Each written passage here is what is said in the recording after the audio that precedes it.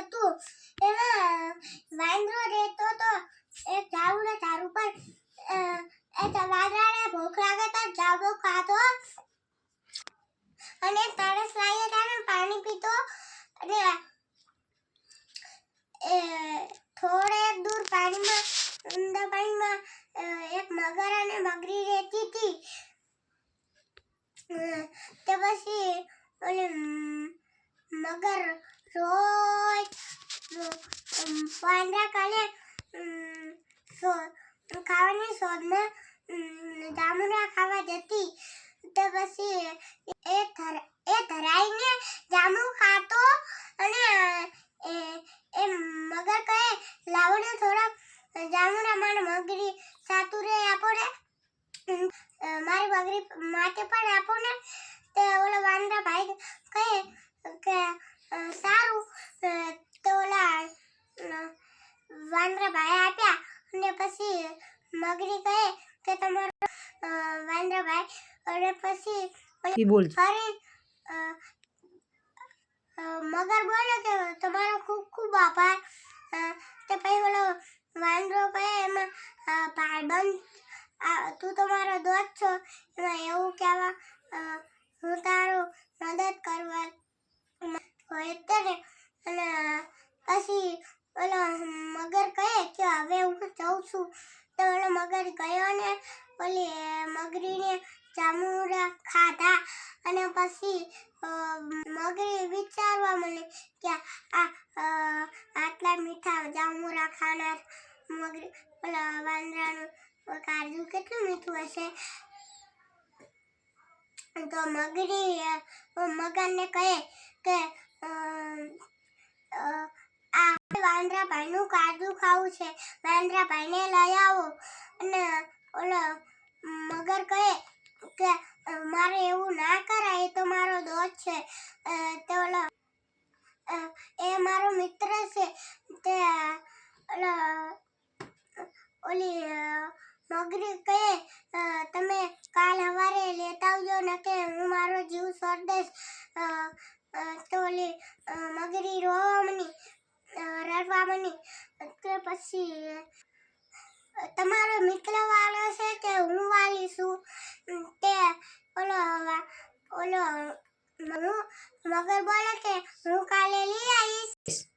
સારું વાલી હું કાલે લઈ આવીશ તે પછી બીજા દાડે લેવા જો અને પછી એ વાંદરાએ જાંબુડા મગરને તોડીને આપ્યા અને પછી મગર કહે કે કાલ તમે મગરીને જાંબુડા આપ્યા હતા ને એના માટે મગરીએ તમને જમવામાં તમે કાલ મગરીને જાંબુડા આપ્યા હતા ને એ મગરીને બહુ મીઠા લાગ્યા તે મગરીને થયું કે કાલ વાંદરા ભાઈને જમવા માટે લઈ આવજો તો પછી ઓલો વાંદરો કહે સારું તે વાંદરો કહે અને વાંદરો ખુશ થઈ ગયો તે પછી વાંદરો કહે મને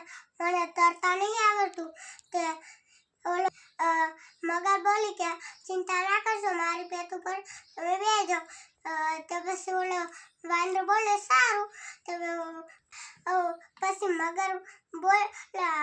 થોડેક દૂર જઈ વાંદરો બોલ્યો મારી માટે જમવામાં શું બનાવ્યું છે કેળા બહુ ભાવે છે કેળાનું શાક છે અને શેરો છે દાળ પૂરી છે એ બધું બનાવ્યું છે તે ઓલા ભૂલમાં કહેવાય ગયું કે વાંદરા ભાઈ તમને મારી પત્નીએ જમવા માટે નહીં પણ કાજુ ખાવા માટે બોલાવે છે અને બે ભાન થઈને ચક્કર આવવા બની ગયા તે વાંદરા ભાઈ સહી પછી કીધું કે પહેલા મિત્ર મેં તો આ કાજુ મેલું થયું એટલે મેં ધોઈને સુકાવા મૂક્યું છે ઝાડ ઉપર અને હાલ પાછા જવી લેવા જેટલો કિનારો નજીક આવ્યો અને મોટી છલાંગ મારી વાંદરો ઝાડ ઉપર ચડી ગયો હું કાજુ થોડુંક પણ સુકાવા મુકાય. હું પણ આ ઝાડ છોડીને જઉં છું અને તું પણ આ કિનારો અહીંથી. છોડીને જતો રહો. તું આ કિનારો આજથી જ આપણે બેની ભાઈબંધી ખતમ. આ વાર્તા પરથી આ બોધ મળે છે કે સારા મિત્ર સાથે ભાઈબંધી રાખવી.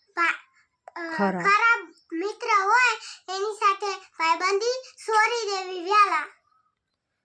વાર્તા ગમી હોય તો લાઈક અને સબસ્ક્રાઇબ કરો.